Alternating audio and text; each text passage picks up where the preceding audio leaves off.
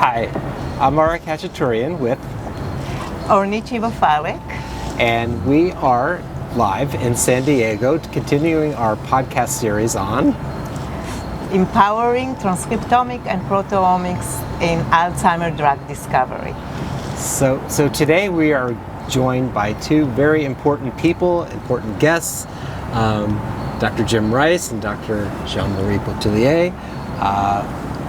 Jim, would you please introduce yourself to our audience? Yes, thank you. It's a delight to be here. I'm the chairman of the board, the executive board of INDRC based in Prague. I live in Minnesota in the U.S. Delight to be with this conversation. Thank you for joining us. Jean-Marie. Jean-Marie Bouteiller. I'm based in Los Angeles at University of Southern California. And also with the INDRC in Prague, and delighted to be here. First, I want to congratulate you for your new roles, leadership roles with INDRC. Thank you. And we are looking forward to see how your role will unfold to develop the ideas and research coming from INDRC. Oh, thank you, Ornit. Yes, it's a delight for me. I'm learning rapidly about neurodegenerative disease, about proteomic, and it's just wonderful for me to meet the scientists, and I'm excited about the future. We can talk about that in our time together in this discussion.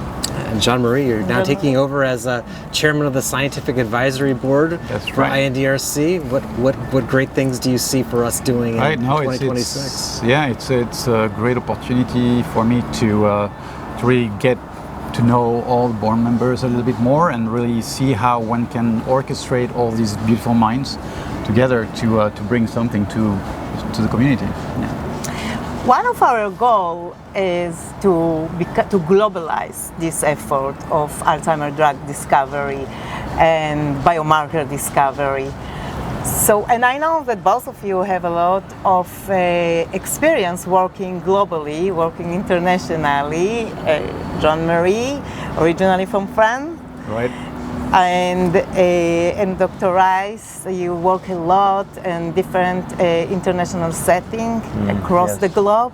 So what is your perspective, how we can extend the effort that we are doing in INDRC or in each of our labs or different pipelines and make it more internationally or globalize it? It's a very good line of inquiry because the need for Alzheimer's and dementia is huge. It's international. The cost is extensive. The need for empathy as well as new science is important.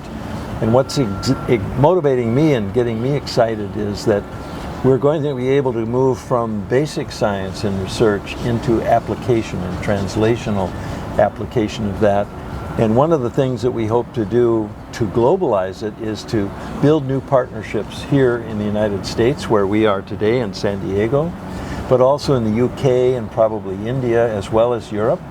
And those partnerships are going to be really exciting and essential because it will bridge from basic science into body systems and into the interventions. And working here in the U.S. particularly, we hope to build partnerships with the health delivery systems, and the treatment elements of that will be important also. Right. Jean-Marie, what's your vision? Yeah. So, international collaborations are very important. I think there's also an emphasis that should be made on interdisciplinary collaborations because there are so many researchers around the globe who are working on this disease, but each of them looking at a specific aspect of the disease. And I think that together we can be a lot stronger in trying to fight this and bring a solution to patients and their families as soon as possible. You know, Jean-Marie, I think it's so important if I could just leverage on that because the interdisciplinary nature is so exciting. I'm originally a hospital manager, but when you see sitting around the table as we did a week ago in Prague, we have AI specialists, we have engineers, we have quantum computing, we have modeling, both at the cell level and ultimately health economic dimensions of this terrible set of diseases related to Alzheimer's and dementia. It's very exciting. And if we are looking from your vision, all the road through implementation, Unfortunately, there are some bumps on the road. So from your experience, taking a project, an effort, and globalizing, what are the challenges that you expect, and how you would think that we should address them? Oh, it's a good point. I think there are probably three big ones. One, what Jean-Marie said is the interdisciplinary nature is essential for the success, but we all work in silos and we all use different language. So one of the challenges is to bridge those gaps and get the interdisciplinary culture and excitement happening. The second obstacle is as you start moving from the cell and genomics, which is your passion, into the application, the commercialization of knowledge and the transfer of knowledge is going to be a big challenge.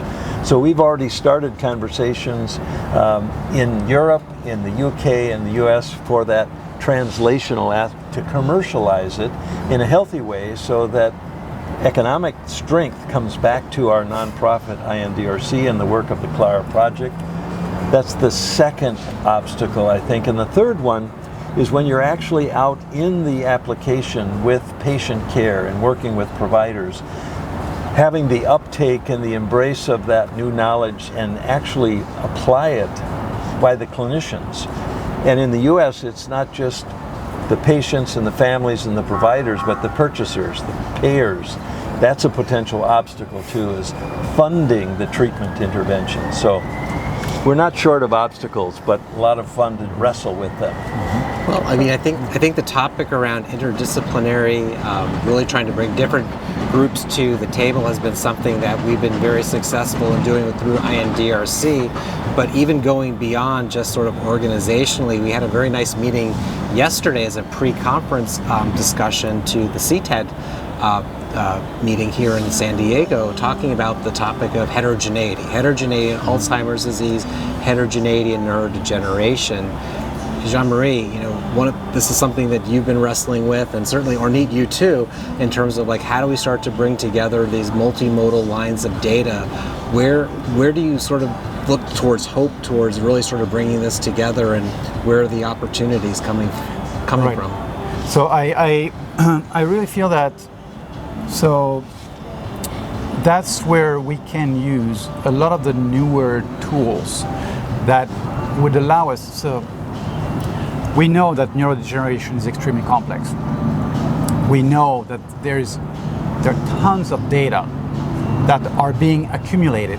There are tons of research that's been done for decades. So there is no question, no doubt, this is a complex problem. But would it be possible to use the newest tools, the tools that allow us to really extract some knowledge out of all the data that we've gathered for decades, to really try to get a better understanding of all the processes that are taking place, whether at the clinical level or at the genomic level or in the multi-omic aspects of this? I think there's a lot of data that still needs to be extracted, that needs to be distilled, because there's a lot of knowledge that still remains to be extracted from that. Yeah, he's raising a good point with new tools like the new AI factory that we've just been fortunate enough to have supported by the European Union. That's going to allow millions of calculations to mine the data, clinical data, demographic data, but even the literature. As you say, decades of research, how to find those nuggets and bring it forward. I know in your journalistic activities, that's been a key challenge for you, is to distill wisdom from all that. Well, that's certainly true. But Ornit, innovation allows us to do today what we couldn't do before. And in terms of also understanding the complexity and heterogeneity of Alzheimer's diseases, but we always have to remember that the science needs to drive us and not let the technology sit in the driver, be in the driver's seat and move forward. It's a tool, it's serving us, but it's not going to determine the steps or the framework of the research.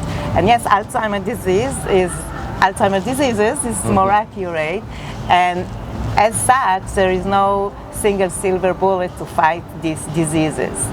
And with the multi-omics approaches, it allows us, based on molecular phenotype, to basically define the different diseases and then implement a strategy as precision medicine for each of these groups.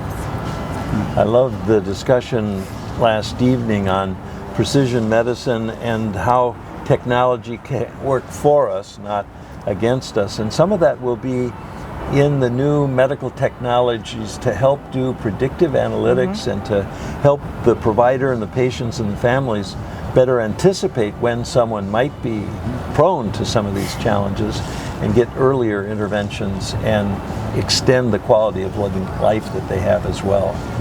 Right. Yes. Yeah. So if we already talk and mention last night event, which was wonderful, and also I would like to extend our thanks to Lenka for making it happen.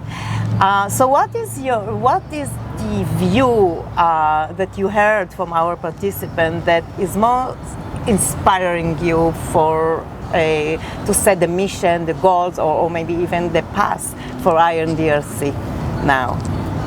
I heard three exciting things for me. One was the idea to marry and to hardwire the empathy into the science.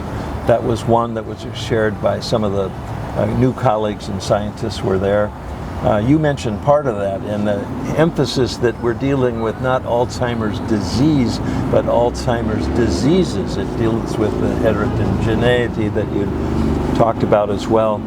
And the other element that I heard is talking about how we bring a new generation along, whether they're in medical training or postdocs in working with some of your, all of your activities. And that new generation is going to sustain the excitement and the pursuit of innovation over the next 10 and 20 years. And we need that. Right, absolutely. The new generation is our hopes. Right. And Jean-Marie, what's your take? No, I was actually surprised by the excitement in the room. Overall, people really share this opinion that it cannot be just one person, retrieving the key to understanding Alzheimer's disease or Alzheimer's diseases, but instead it's going to be something that's going to come from all of us together. And whether they were clinicians, whether they were researchers on their bench, it was palpable. Everybody had a sense that none of us can really succeed on their own. We need to be together, and together, only together can we find a solution. And so I just want to add, it's December 1st, the day that we're filming this, and it's quite happenstance that you have two scientific meetings occurring in a city on the same week. Certainly CTAD is one of the foremost Alzheimer's meetings in clinical trial development, but also next door, and I'm looking at the building right now at the San Diego Convention Center, is the Neuro IPS 2025, which really brings together a whole different cadre of systems neuroscientists, right. And the hotel that we're in is filled with AI specialists, so I don't think it's by accident that Alzheimer's and neuroscience and AI are colliding here, and here we are with INDRC and our Clara projects to talk about them. So, right. Jean-Marie, you've been a part of this for a long time. What do you think we're going to be able to accomplish in 2026, and in terms of at least trying to draw awareness and get more people involved, because that's what's going to happen. Right. So I think as you just mentioned, one aspect is really awareness. Reach people, and just like we did yesterday, put them around a table or behind a YouTube video, but really trying to have them aware of the fact that it's not something that can be tackled independently. It's something that really requires all of us to work together, not only work together, but also use the latest technologies, because we're facing a problem that's extremely complex. I think we all realize that we're not smarter than the previous generations. We just have better tools, right? So I think for 2026, what I hope can be accomplished is really raise this awareness and also start paving the way toward more concrete collaborations, whether it's international or interdisciplinary. Yeah, or both. And basically, the way I look at it, the science is just the trailhead. But we have a long journey from the science to actually to the bed. So to take it from the bench to the bedside is a very long journey. And we just learned about it, Ara and I, with discussion with Nico, which was very enriched. But I want to ask you, Jim, so if we're thinking about multidisciplinary road, because in each one of the discipline will contribute at a specific milestone, but there are also collaboration across. What do you see going forward beyond the science, after the science? Well, it's when we start moving into the translational dimension, we have some new players that will sit around the table, around the research laboratory and bringing it out into the community. Those are the engineers, they're the problem solvers. They're the 20-year-olds as well as the 70-year-olds, because we can't ignore the patients and the individuals that are affected by these dementias and these diseases.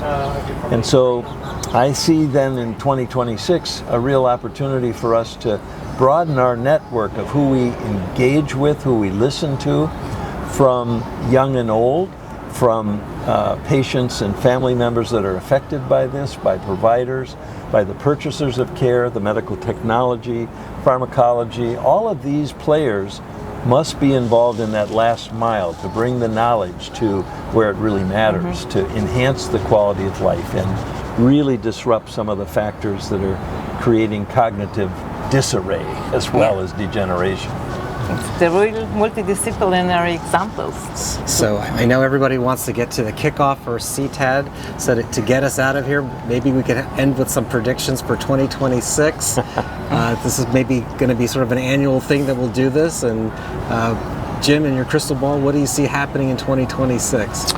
Well, I think INDRC will be a catalyst and a resource to bring about new exchange opportunities, small like we did last evening, and ultimately some conferences and congresses. We hope to plan a couple of those in Europe in 2026, at least one in the US, and start making some connections into the UK and into India before the end of 2026. So I see new partnerships, new alliances, and new resource flows in this coming year. Jean-Marie, what can we think about Clara and the EU support for this massive project? Right. So first I want to rebound on what was just mentioned. I think 2026, if we could start getting multiple institutions from multiple nations around the same table to acknowledge that this is a problem that's not faced by just one nation, but instead really humanity is facing it. So this I think would be a catalyst to really start generating new ideas, new synergistic ways of bringing scientists, health providers, health care physicians together to really think as a team as how to move forward. I think this would really be a good year for us. I think you're right, and we really celebrate and appreciate the kind of wisdom that was directed to help us encourage this from the Horizon Project, from the European Union. They were far thinking to establish this kind of set of resources to catalyze these kinds of things, and we'll start to see elements in production from that in 2026. Yeah. We are very hopeful. Yes. For a great transition. I think 2026 will still be a transition and making more awareness throughout the different discipline. If you're coming to the scientist, clinician, patient, policy maker, the whole process, the whole well-rounded process will go through transition, and slowly and surely we hope to make it happen. Well, thank you both for inviting us into the conversation. Thank you. Thank you. So I'm Ara Khachaturian. And I'm Ornit Chiba-Falek here at San Diego. Thank you for joining us. Take care. Goodbye.